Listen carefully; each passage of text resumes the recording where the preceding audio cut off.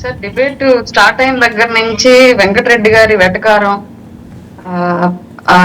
అంటే ప్రోవోకింగ్ గా దానికి ఆటోమేటిక్ గా ఎవరికైనా కోపాలు వస్తే దాని గురించి డిస్కషన్ అంతా కంప్లీట్ గా అమరావతి పునర్నిర్మాణం అనేది జరిగినప్పుడు దానికి సంబంధించి ఇంకా 5 ఏళ్ల సమయం ఉంది. వీళ్ళు క్వశ్చన్ చేయాలి 100%. వీళ్ళు క్వశ్చన్ చేస్తే అక్కడ పనులు తొందరగా అవుతాయి. మేము కూడా వీళ్ళు క్వశ్చన్ చేయడానికి కోరుకుంటున్నాం 100%. కానీ అది విధానం తప్పుగా చేస్తే దానికి వేరేలాగా వెళ్తుంది కదా. మిమ్మల్ని కన్సిడర్ చేసే వాళ్ళు కూడా ఎవరు ఉండరు కదా. అమరావతికి నిధులు కేటాయించారా లేదన్నది క్వశ్చన్ చేయండి. దానికి సంబంధించి ప్రభుత్వం నుంచి ఆన్సర్ వస్తుంది. ఎప్పుడు వస్తుంది, ఏంటి, ఎంత మేర వస్తాయి, దాంట్లో ప్రభుత్వ సహకారం ఎంత, రాష్ట్ర ప్రభుత్వ వాటా ఎంత, దీనికి సంబంధించిన వివరాలు ఏంటనే వస్తాయి క్లియర్ గా. నిన్న జరిగినటువంటి అమరావతి పునర్నిర్మాణానికి సంతోషించండి. 5 ఏళ్ల పాటు అమరావతి అనేది రాజధాని అనేది లేకుండా తెచ్చాక దేశవ్యాప్తంగా అదొక మీమ్ అయిపోయింది. మీ రాష్ట్ర రాజధాని ఏది అంటే మీ రాష్ట్ర రాజధాని తెలుగు పిల్లలు ఏం చెప్తారని చెప్పేసి ఎగ్జామ్స్ కూడా క్వశ్చన్ మీమ్ కింద తయారైంది ఆంధ్ర రాష్ట్రం. అట్లాంటి దౌర్భాగ్య స్థితి కాకుండా ఈ రోజు అమరావతి రాజధాని అని చెప్పేసి పిల్లలు ఆన్సర్ చేయడానికి ఒక క్వశ్చన్ ఆన్సర్ దొరికిందని సంతోషపడాలి ఫస్ట్ విషయం. రెండోది, కేంద్రం ఆమోదంతో రాష్ట్రంలో పనులు మొదలవుతున్నాయి. ఇంకైనా సహాయం అందుతుందని ఆశ ప్రతి ఒక్కరిలో చిగురించింది. రోడ్లు వెంటబట్టుకుని ధర్నాలు చేసినటువంటి, నిరాహార దీక్షలు చేసినటువంటి అమరావతి రైతులకు ఒక భరోసా దొరికింది నిన్న. ఇవన్నీ కూడా పాజిటివ్ వేలే వెళ్లే అంశాలే కదా.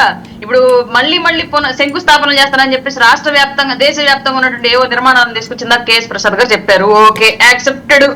కానీ చెల్లికి మళ్ళీ పెళ్లి అన్న కాన్సెప్ట్ లో కడప స్టీల్ ప్లాంట్ 2 సార్లు చేశారు కదా. మరి అప్పుడు ఎందుకు క్వశ్చన్ చేయలేదు కేఎస్ ప్రసాద్ గారు? అట్లాంటివి చాలా ఉన్నాయి రాష్ట్ర వ్యాప్తంగా. రెంట్ గేట్లు తెచ్చి పెట్టి తీసుకెళ్లిపోయారు సాయంత్రానికి. అట్లాంటప్పుడు ఎందుకు క్వశ్చన్ చేయలేదు? ఏ విషయంలో మీకు ఇవాళ పని జరగడానికి ఒక అడుగు పడితే దాన్ని ఎంకరేజ్ చేయాల్సింది పోయి ఎందుకు స్టార్టింగ్ లోనే దాన్ని వ్యతిరేకించేటువంటి ధోరణి నేను అడుగుతున్నాను. నాకు అర్థం కాని విషయం కూడా క్లియర్ గా అదే. ఇందాక నుంచి విపరీతమైన గొడవ జరుగుతుంది. దేని గొడవ జరుగుతుంది అసలు?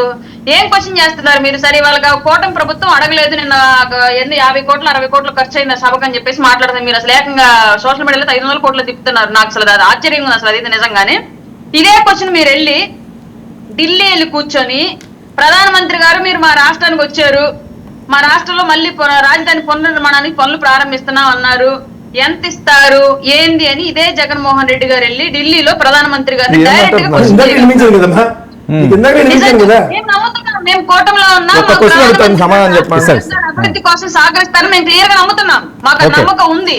మేము నమ్మకం ఉంది కాబట్టి మేము పని చేసుకుంటున్నాం. ఆ విషయం మీద మీకు వచ్చిన డౌట్లు మాకు రాలా. మీరు డౌట్లు ఉన్న వాళ్ళు లేరు వెళ్ళి ప్రధానమంత్రిని క్వశ్చన్ చేయగలరా జగన్మోహన్ రెడ్డి ఈ విషయాన్ని? అక్కడ అడగరు. ఇన్విటేషన్ ఇస్తే ఇన్విటేషన్ వచ్చి నేను అడగరు.